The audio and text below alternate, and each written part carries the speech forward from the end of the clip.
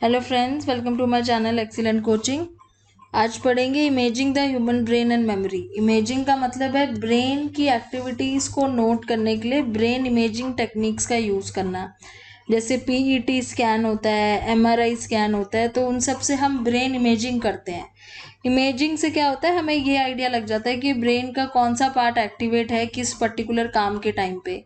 तो जैसे अगर हम कोई चीज़ याद कर रहे हैं तो कौन सा पार्ट एक्टिवेटेड है, अगर हम किसी चीज़ को पहचानने की कोशिश कर रहे हैं तो कौन सा पार्ट एक्टिवेटेड है।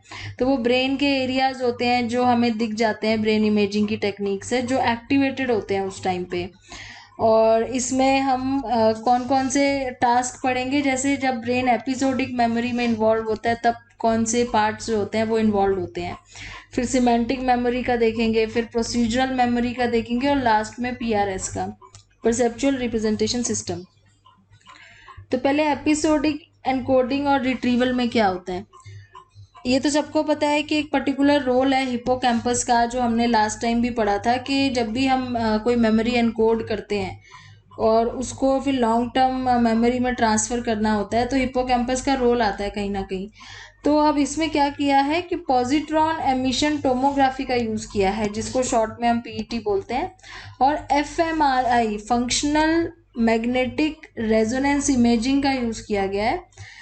और ये देखने के लिए कि जब हम कोई इंफॉर्मेशन एनकोड कर रहे हैं, एनकोड मतलब उसको अपने ब्रेन में, अपनी मेमोरी में स्टोर करने की कोशिश कर रहे हैं, तो उस टाइम पे कौन सा पार्ट एक्टिवेटेड है।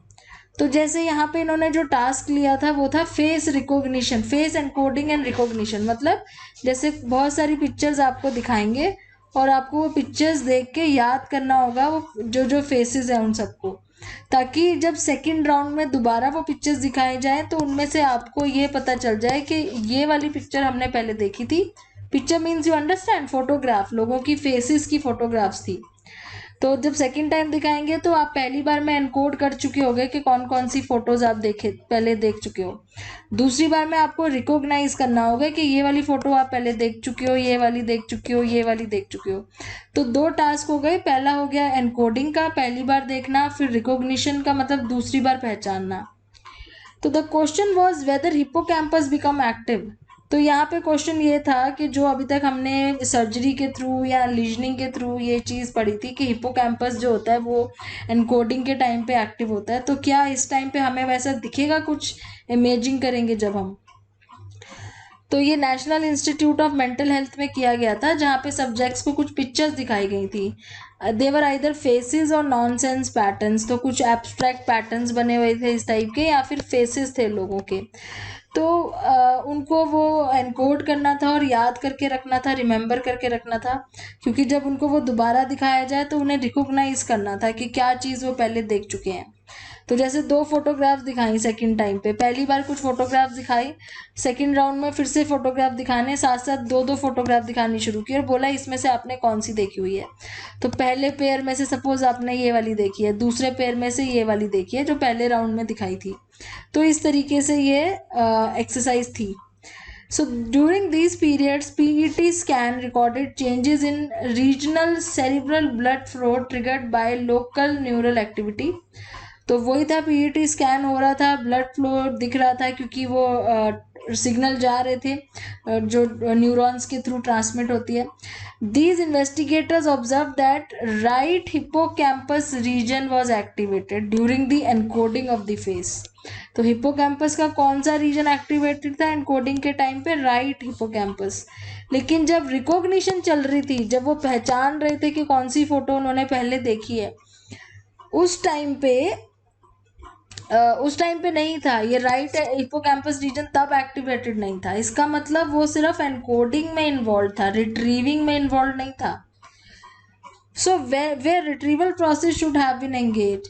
These data are consistent with those from amnesic patient who had medial temporal lobe damage that led to anterograde amnesia but preserved distant. अब देखो यही चीज़ हमने amnesia के केस में भी पढ़ी थी कि जब उनका medial temporal lobe damage हो जाता है, जो कि हिप्पोकैम्पस भी उस एरिया में ही आता है, तो उस टाइम उनको एंटीरोग्रेड एमनीशिया हुआ था। मतलब आगे की चीज़ें वो याद नहीं कर पा रहा था, पीछे का जो था पास्ट, उसका पास्ट उसको याद था, लेकिन आगे की चीज़ें नहीं याद कर पा रहा था। क्यों? क्योंकि वो एनकोडिंग नहीं कर पा रहा था जिसमें हिपोकैम्पस का रोल है। तो वो चीज़ यहाँ प्रूफ हो चुकी थी पीईटी के थ्रू कि एनकोडिंग में हिपोकैम्पस का रोल आता है। और किसका रोल आता है एनकोडिंग में? Encoding also activated left pre frontal cortex, तो लेफ्ट साइड का है। तो ये राइट साइड पे था और ये लेफ्ट साइड पे है, लेफ्ट प्री फ्रंटल कॉर्टेक्स।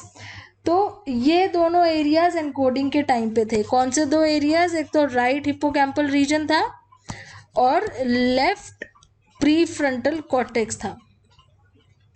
अब रिकॉग्निशन के टाइम पे क्या एक्टिवेटेड था?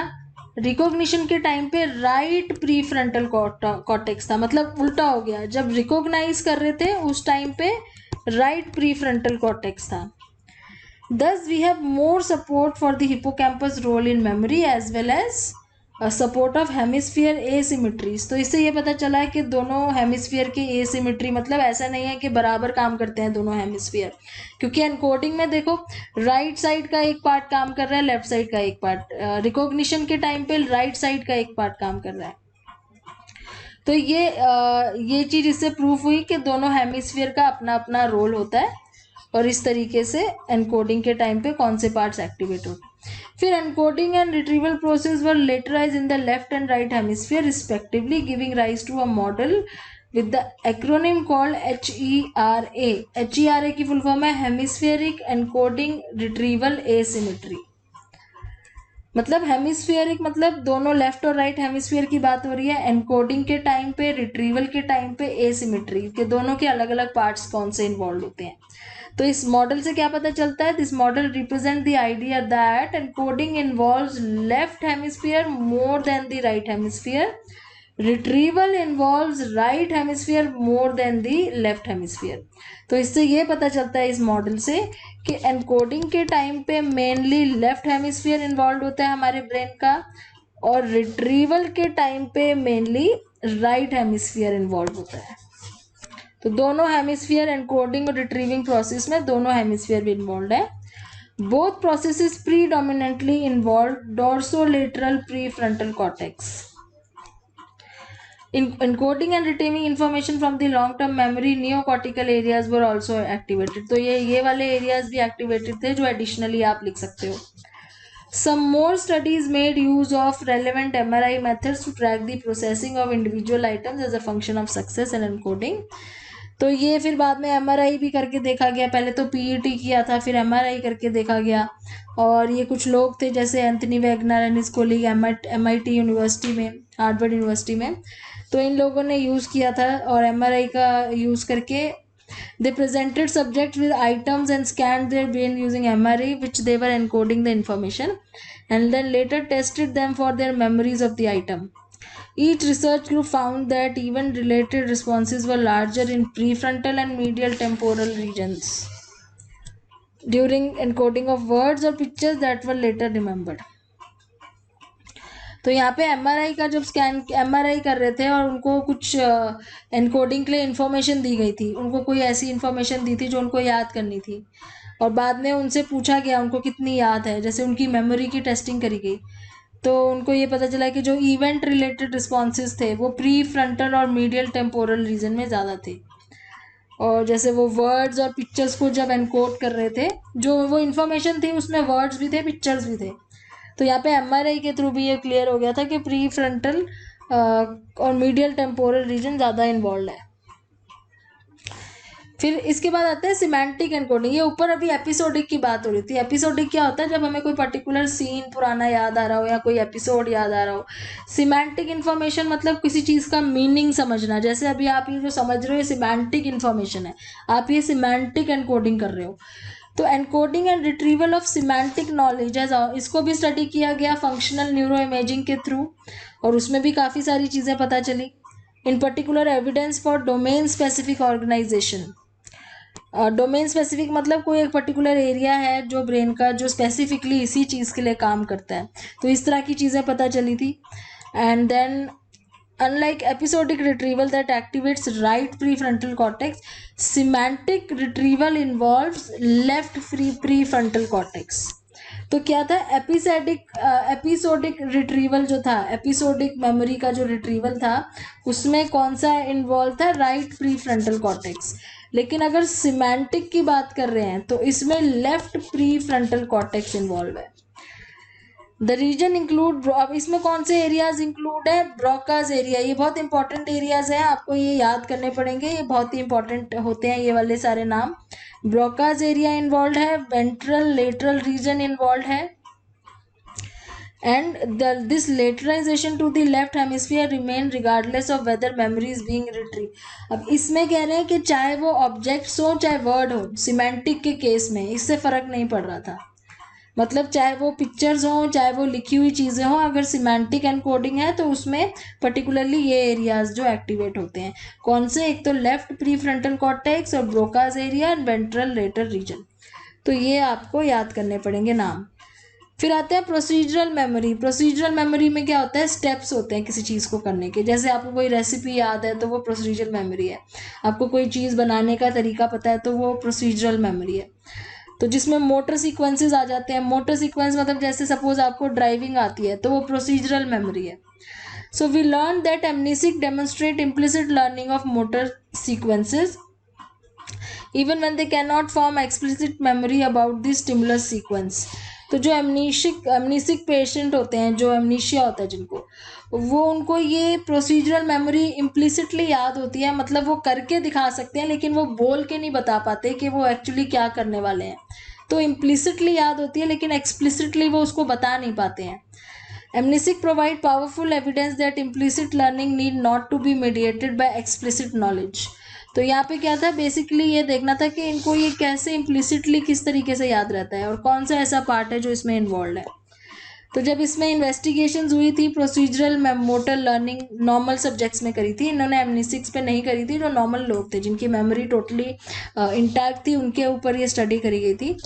They compared conditions in which the subjects learned motor sequences implicitly during dual task condition, which helped to prevent subjects from explicitly noticing and learning the sequence। So dual task condition थी, dual task मतलब दो काम आप एक साथ कर रहे हो एंड दोनों कंडीशंस में आप मोटर सीक्वेंस को लर्न करने की कोशिश कर रहे हैं, जो सब्जेक्ट्स हैं they are trying to learn motor sequence implicitly. Implicitly मतलब करके देख के ट्राई करके उस टाइप से, और वो उसको एक्सप्लिसिटली नोटिस नहीं कर पा रहे हैं क्योंकि वो दो टास्क एक साथ कर रहे हैं। सो पीईटी स्कैन किया था डुअल टास्क कंडीशन के टाइम पे, तो क्या उसमें डेमोन्स्ट्रेट हुआ, demonstrated that activation of the motor cortex and the supplementary motor area of the left hemisphere. मतलब कि एक तो मोटर कॉर्टेक्स तो होना ही था एक्टिवेट क्योंकि आप मोटर सीक्वेंस लर्न कर रहे हो, प्लस उसके अलावा उसके आसपास का जो लेफ्ट हेमिस्फीयर का जो एरिया है वो दोनों एक्टिवेट हुए थे, और साथ में putamen in the basal ganglia bilaterally, तो ये वाला पार्ट भी जिसको हम बोलते हैं पुटामेन, ये भी एक्टिवेट हुआ था। ऑल्सो एक्टिवेटेड वर और भी पार्ट्स हैं जैसे rostral pre frontal cortex and parietal cortex, तो ये वाले पार्ट भी एक्टिवेट हुए थे। So therefore when subjects were implicitly learning the task, brain areas that control limb movements were activated। तो ये सारे वो वाले ब्रेन एरिया हैं जो आपके हाथों और पैरों की मूवमेंट को कंट्रोल करते हैं, ये आप नोट कर लेना। तो ये सारे एक्टिवेट हो गए थे उस टाइम पे क्योंकि वो काम ऐसा कर रहे थे जिसमें उनको मूवमेंट की ज़रूरत थी।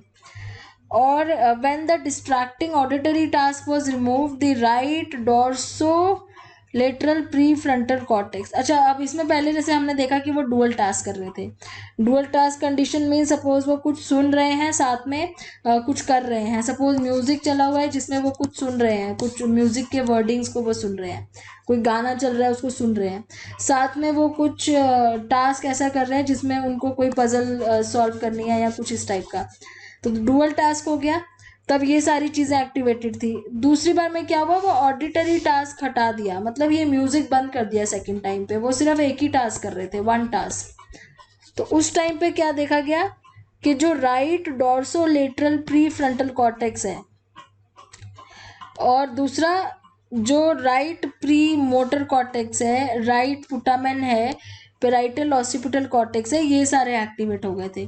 तो यहाँ पे ये देखा, मतलब बेसिकली फ़र्क क्या बता रहे हैं आपको, फ़र्क ये बता रहे हैं कि कुछ वो वाले पार्ट एक्टिवेटेड थे पहले जब डुअल टास्क कर रहे थे, और जब सिंगल टास्क कर रहे थे तो कुछ और पार्ट्स भी एक्टिवेटेड थे।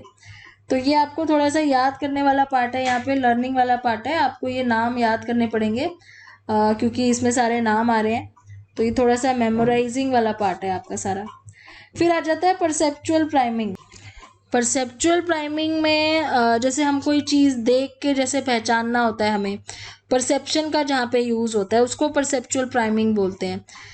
तो यहाँ पे इस चीज़ में भी इन्वेस्टिगेशन, मतलब पीईटी स्कैन, पीईटी स्टडी करी थी, स्कैनिंग करी गई थी ड्यूरिंग द टास्क, मतलब जब वो टास्क कर रहे हो तब उस टाइम पे subject manifested implicit priming behaviourally, मतलब no activation and no deactivation were noted in the hippocampus. Hippocampus इसमें बिल्कुल भी इन्वॉल्व नहीं था, but there was a blood flow in the bilateral occipital cortex.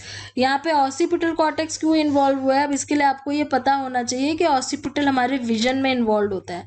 अब जहाँ परसेप्शन की बात हो रही है, कोई चीज़ देख के परफॉर्म करने की बात हो रही है, तो उसमें ऑसिपिटल लोब विजन की ज़रूरत पड़ती है, तो वहाँ पे ब्लड फ्लो हुआ था और हिप्पोकैम्पस एक्टिवेट नहीं हुआ यहाँ पे क्योंकि ये इम्प्लिसिट परसेप्चुअल प्राइमिंग हो रही थी।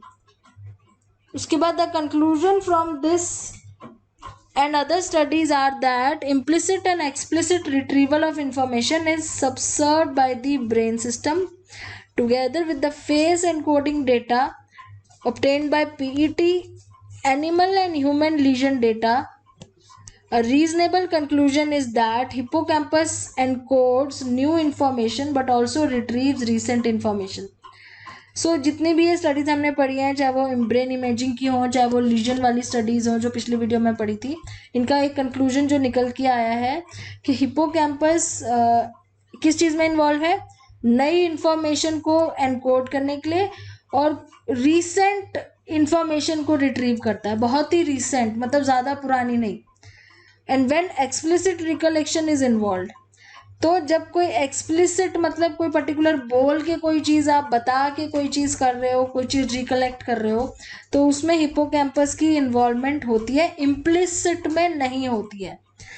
Perhaps the more interestingly, deactivation of the visual cortex for previously seen words is a correlate of perceptual priming.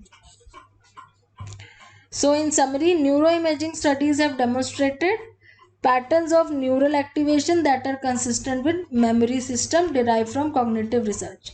तो जो भी हमारी स्टडीज़ हुई थी मतलब ह्यूमंस के ऊपर हुई थी, जैसे कि वो हमने HM और RB का जो पढ़ा था, फिर उसके बाद एनिमल मॉडल्स हमने पढ़े थे, तो उससे हमारी जो ब्रेन इमेजिंग टेक्निक थी उन सब की जो फाइंडिंग्स थी वो कंसिस्टेंट थी, मतलब वो एविडेंस था एक तरीके का कि हमारी जो स्टडीज़ करी थी हमने पहले ह्यूमंस पे और एनिमल्स पे वो सही थी। इसके बाद आता है cellular basis of learning and memory. So how does the activity of different brain region change as memories are formed. तो क्यों ऐसा होता है कि अलग अलग एक्टिविटी अलग अलग ब्रेन के रीजन्स में चेंज होती है। Most models of the cellular basis of memory hold that it is the result of changes in the strength of synaptic interactions among neurons. अब इसके लिए आपको वो बेसिक क्लियर होना चाहिए कि न्यूरॉन्स में सिनेप्टिक इंट्रैक्शन का क्या मतलब है, सिनैप्स का क्या मतलब है। तो ये कह रहे हैं क्योंकि उसके सिनेप्टिक इंट्रैक्शंस की स्ट्रेंथ में कमी होती है न्यूरॉन्स में, या चेंजेस हो जाते हैं कभी ज़्यादा कभी कम, उस वजह से अलग अलग जो एरियाज हैं वो एक्टिवेट होते हैं। सो अभी इनमें क्या लिखा हुआ है आगे, one of the basic mechanism in heaps law named after the man who posited it, Canadian psychologist Donald Hebb. Hebb rule states that if a synapse between two neurons is repeatedly activated at about the same time, the postsynaptic neuron fires. Postsynaptic neuron क्या हुआ, suppose ये neuron है जिससे कोई signal travel करके दूसरे neuron पे जा रहा है, ये जो पीछे वाला न्यूरॉन है इसको पोस्ट सिनेप्टिक, ये प्री सिनेप्टिक हो गया, ये पोस्ट सिनेप्टिक हो गया, this one is pre synaptic, this is post, जिसमें से सिग्नल ट्रैवल करके यहाँ पे जाएगा। So the postsynaptic neuron fires, the structure or the chemistry of neuron changes and the synapse will be strengthened. तो यहाँ पे कह रहे हैं कि जब भी दो न्यूरॉन्स के बीच में सिनैप्स होता है, सिनैप्स का मतलब आप जानते हो, दिस इज अ कनेक्शन, ये जो दोनों न्यूरॉन्स के बीच में कनेक्शन है जिसमें से न्यूरोट्रांसमीटर्स रिलीज होते हैं। अगर आपको ये बेसिक नहीं पता है तो आप प्लीज़ न्यूरॉन वाला मेरी वीडियो देख लेना, आपको बेसिक समझ में आने चाहिए इसके लिए। तो ये जो कनेक्शन है सिनैप्स दो न्यूरॉन्स के बीच में जब रिपीटेडली एक्टिवेट होता है, मतलब बार बार सिग्नल जा रहा है, तो सेम टाइम पे जा रहा है, सेम टाइम पे, अबाउट द सेम टाइम, तो जो पोस्ट सिनेप्टिक न्यूरॉन है वो फायर करता है, मतलब कि ये वाला जो न्यूरॉन है वो फायर करेगा। एंड द स्ट्रक्चर और the chemistry of neuron changes, तो इससे क्या होगा, इस न्यूरॉन का स्ट्रक्चर और केमिस्ट्री चेंज होगी, उसके अंदर के केमिकल्स में चेंजेस आएंगे और सिनैप्स और ज़्यादा स्ट्रेंथन होगा, मतलब कनेक्शन, सिनैप्स मतलब कनेक्शन और ज़्यादा स्ट्रेंथन होगा। This is known as Hebbian learning. So this is the Hebb's law. A more general and more complex mechanism is called long-term potentiation. अब लॉन्ग टर्म पोटेंशिएशन क्या है? In this process neural circuits in the hippocampus that are subjected to repeated and intense electrical stimulation develop hippocampus cell that become more sensitive to stimuli. अब इसको आपको थोड़ा समझने की ज़रूरत है, ये क्या कह रहे हैं, दोनों का अप्रॉक्सीमेटली सेम मतलब है। हेबियन लॉ भी वही कह रहा है और लॉन्ग टर्म पोटेंशिएशन भी वही कह रहा है कि जब अगर बार बार किसी न्यूरॉन को आप एक्टिवेट करोगे, मतलब बार बार इलेक्ट्रिकल स्टिमुलेशन आएगी बार बार रिपीटेडली, तो वहाँ पे उसका स्ट्रक्चर चेंज होगा। मतलब कहने का ये है कि वहाँ पे और ज़्यादा हिप्पोकैम्पल सेल डेवलप हो जाएंगे और उसकी वजह से वो पर्टिकुलर न्यूरॉन और सेंसिटिव हो जाएगा स्टिमुलाई को लेके, वो और ज़्यादा स्टिमुलाई को रिसीव करेगा और ज़्यादा सेंसिटिव हो जाएगा। कहने का मतलब ये है that an excitatory input and postsynaptic depolarization are needed to produce LTP is explained by the properties of doubly gated N-methyl D-aspartate। तो ये थोड़ा सा नाम आपको थोड़ा मुश्किल लग रहा होगा, बट ये एक रिसेप्टर का नाम है, NMDA, N-methyl D-aspartate। Receptor means जो रिसीव करते हैं सिग्नल, तो वो जो सिग्नल रिसीव करते हैं उनका रोल है यहाँ पे, क्योंकि सिग्नल रिसीव की बात हो रही है ना एलटीपी के लिए। तो क्या हो रहा है कि एक्साइटेटरी इनपुट मतलब जो इनपुट भेज रहा है, और जो पोस्ट सिनेप्टिक है मतलब जो इनपुट ले रहा है, उसमें किसका रोल आता है? एनडीएमए रिसेप्टर का रोल आता है। और रिसेप्टर सेल्स कहाँ होते हैं? डेंड्राइट्स में होते हैं हमेशा। इसलिए मैंने आपको बोला आपको न्यूरॉन का स्ट्रक्चर पूरा याद होना चाहिए, पता होना चाहिए, क्योंकि अब ये डेंड्राइट्स कहाँ है ये आपको पता हो कि न्यूरॉन्स में ऐसे सोमा होता है और उसके यहाँ पे ऐसे आसपास डेंड्राइट्स होते हैं, फिर आगे जाके एक्सॉन आता है। तो डेंड्राइट्स में उनके रिसेप्टर सेल्स होते हैं जहाँ से उनको इन्फॉर्मेशन रिसीव होती है दूसरे न्यूरॉन से, तो ये डेंड्राइट्स पे होते हैं receptor cells. Glutamate is the major excitatory transmitter. Glutamate नाम आपको याद करना पड़ेगा, ये बहुत इंपॉर्टेंट है यहाँ पे, क्योंकि ये जो हिपोकैम्पस में ये मेजर एक्साइटेटरी ट्रांसमीटर है।